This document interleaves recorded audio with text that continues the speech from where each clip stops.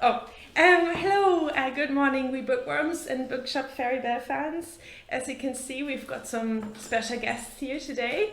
As you probably know by now, my name is Marlon, and a little fairy called Belle and we run a little children's bookshop in Northern Ireland in a town called Warren Point.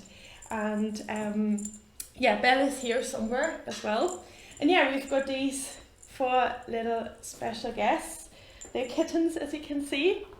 Their mummy, a few months ago, their mummy appeared in our garden, and I suppose she was a feral cat, and she hadn't been fed, and she kind of looked sick. We didn't know that she was pregnant at that stage. So I started feeding her, and then I thought she was just putting on weight because I was feeding her so much. No, it turned out that she was actually pregnant. And then these 4 kittens appeared, and they've lived around the back of our house in the past, 2 months, almost 3 months. They're very friendly kittens, and they're soon going to their new homes. And you can't see them at the moment because they love this basket too. I don't know, they always run away. So they don't actually have, they don't have names yet because they don't have names yet because they're going to new homes very soon. But they are going to join us today. They're a bit crazy, but very lovely as well. And their mummy is here too. She just doesn't know what's going on. So anyway, I am going to read you Belle's letter now. Oh yes, and we're going to talk about more arts and crafts next week. It's just because of our special guests. I kind of left that out for this week. So we've got this lovely golden letter today. Ooh, ribbon. So I'm just not interested. Okay. Belle's letter. Dear keepers of the magical world of books, how are you, my dear little bookworms? What a marvelous summery week we had. The sun has been smiling down onto our fairy kingdom without a break. The Fairy Times newspaper has reported that many of you spent sunny hours outside in the garden. Reading a book outside is very special, isn't it? Somehow I think there's a helicopter. So we are just round the back, so it's a bit noisier than usual. Somehow your imagination seems to get much stronger when you breathe in fresh air. You also can hear the birds singing their songs, and occasionally you can have a little chat with one of the animals that live around you, provided that you have my precious ring that makes you speak every animal language in the world. I would love to have that ring. It's the Coast Guard. Is it? Yeah. A lot of different animals call the fairy garden their home. Yesterday morning, I saw our dear Mr. Fox, and there actually lives a fox in our garden. We've seen him before. He's very big, very, very big. Thankfully, he's not very much interested in eating fairies. He's a rather pleasant creature, and sometimes when we're exceptionally bored, we meet up with him for tea and cake. Mr. Fox is a devoted baker. If you ever happen to meet him, you should ask him for his carrot cake recipe. I love carrot cake. It is scrumptious. And then there are the 4 little kittens that you can see now. Well, you probably can't see them, but they're here. They are our brave friends. You wonder why we call them brave? Well, yesterday, one of the kittens climbed up on an enormous tree. We tried to help him down, but all of a sudden, the little kitten decided to jump down. I held my breath. We could see him tumbling down, down, down into a pile of soft grass. The kitten acted as if nothing had happened. He got up, jumped off the grass cushion, and looked for another adventure. Yeah, that's what kittens do. They're very brave. There's also a very big crane who is called Griffin. He lives on a huge tree, but we don't see very much of him. As you know, fairies are scared of great heights. Griffin also spends a lot of time on the beach. He loves staring at the sea. I guess that's what cranes do. Griffin also does not talk much to Luna, the owl that lives on an old fir tree beside him. They have been neighbors for over 30 years. Griffin also does not talk much to Luna. Oh no, I've said this. Very distracted today, I'm sorry. Luna is a very wise owl, and she can answer every question. She's better than Google.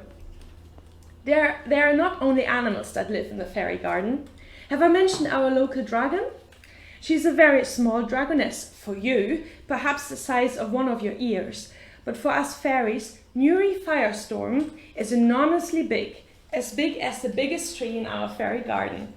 Do we have no kitten action? No. No one can see it and go crazy. Why are you all in this? So just so that you know, they're all in this basket. We don't know why. But I suppose maybe Belle sprinkled some fairy dust on this basket, and now they are all just loving it. I don't know. And now they're going away.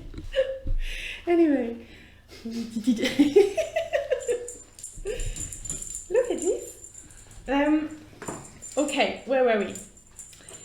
So, Nuri Firestorm is enormously big as the biggest tree in our fairy garden. Despite of what humans and magic creatures say, dragons are very friendly as long as you don't step on their tail or mess around with their eggs. If you happen to step on a dragon's tail, be warned.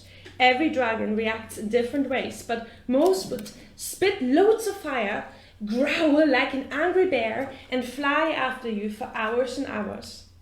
Well, now to our story. Finn and I were reading our books on some uncomfortable logs in the sunshine. I've got pins and needles in my wings, Finn said and got up. So we decided to go for a little walk around the fairy garden. After only a few steps, we found an odd-looking egg. It did not look like a bird egg at all. First of all, it was golden, and a pink light seemed to emanate from it. 2 crocodile legs had pushed through the eggshell as well. The golden egg was walking in circles, as if it had no idea where it was going. "Excuse me, dear golden egg, can we help you?" The egg nodded. It couldn't speak. "Perhaps it is looking for its mummy," I suggested. Just then, one of the crazy kittens, the one that had jumped off the tree like a superhero, came running towards the egg. The kitten pounced on the egg with delight. Everything happened so quickly, Finn and I couldn't help the golden egg. It fell backwards and rolled down the hill towards Mermaid Lake. As you know, Mermaid Lake is incredibly deep, and it would be quite a mission to get the big golden egg out of the water. "You are very bold," Finn said to the kitten. "But I didn't mean to do this," he meowed. So which one did this? I don't know, I think it might have been I don't actually know. Maybe the black kitten or our phantom here, who knows. Finn and I flew after the golden egg when we heard a big, scary roar from above. Nuri Firestorm was following us closely. Her huge wings were flapping frantically. "What have you done to my egg?" Nuri screamed, and she spit loads and loads of fire. A little flame touched Finn's fairy wings. "Ouch!" he shouted and flew even faster. We reached the golden egg before Nuri and stopped it from falling into Mermaid Lake. The golden egg was feeling very dizzy, and it sat down on a stone. Nuri landed in front of it. "My poor baby!" Now furious, Nuri turned to us and gave us a frightful stare with her bright red eyes. "Why did you steal my golden egg?" Nuri asked. Finn and I trembled. "We didn't steal your golden egg." The kitten, who had pounced on the golden egg, joined us, and a long discussion about the golden egg ensued. How could it have left Nuri's cave? "Maybe it simply walked away," I said, but Nuri wasn't satisfied with that answer. Suddenly, a little dragon walked towards us. I noticed that golden eggshells were lying scattered on the ground. The little dragon squeaked, "Mommy, I ran away by accident. I didn't know that my legs could carry me to different places." What can I say?